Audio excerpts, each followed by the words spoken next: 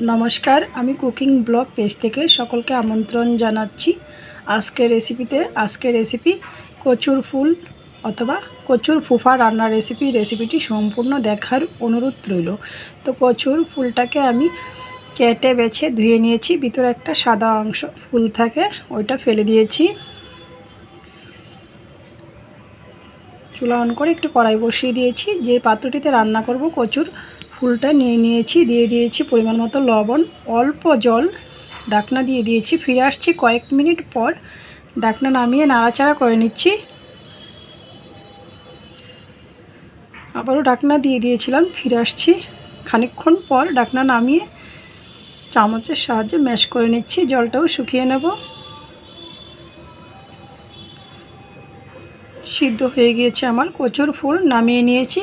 কড়াইটি clean করে আবারও চুলায় বসিয়ে দিয়েছি, দিয়ে দিয়েছি তেল। কড়াই গরম হওয়ার পর ফোড়নে দিয়েছি জিরে, তেজপাতা, শুকনো লঙ্কা।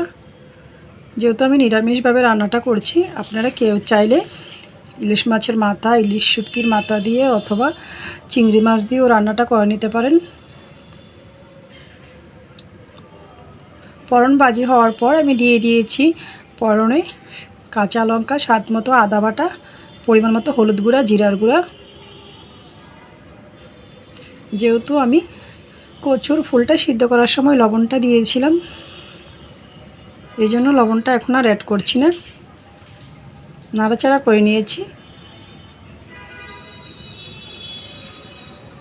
শুকনো সিমের বিচি ভেজে খোসা ছাড়িয়ে সিদ্ধ করে নিয়েছি পরিমাণ মতো জলে, দিয়ে দিয়েছি।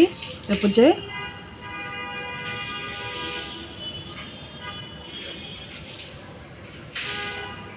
দিয়ে দিয়েছি খানিকটা লেবু রস,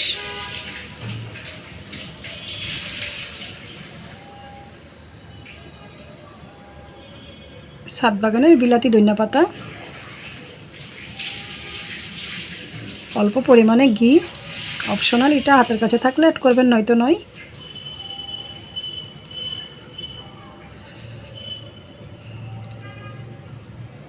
তো ভালো করে ঝাল করে শুকিয়ে নিয়েছি, দেখতেই পাচ্ছেন।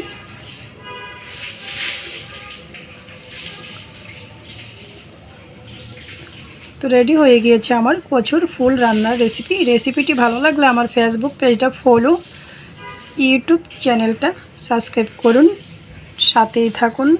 সকলকে ধন্যবাদ।